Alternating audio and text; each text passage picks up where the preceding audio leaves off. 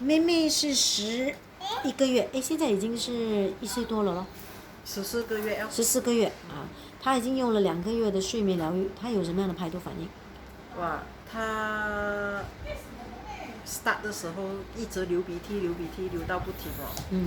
然后又有咳嗽哦。你会怕吗？可能是排毒咯，应该所以你明白了，啊，不会怕了。然后因为看到果果是这样子，妹妹就已也有经受益嘛，她一起睡在一间房间嘛。他们2个是睡在你的左边跟右边的？哥哥就睡在下面的地浪，妹妹就跟我睡床。所以你们各自睡一片了。各自睡一片。我就跟妹妹睡一片哦，子宇一个人睡。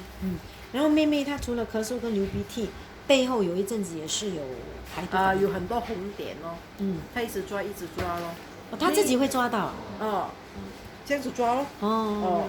然后她也是3点多4点也是一直咳嗽，跟果果一样。果果咳嗽好了，就跟她就接着咳嗽哦。可能这些都是排毒。但是妹妹咳嗽没有果果这样长的时间。她现在睡眠有没有分别？妹妹呀，时间她没有起来的。就是睡得比较好吗？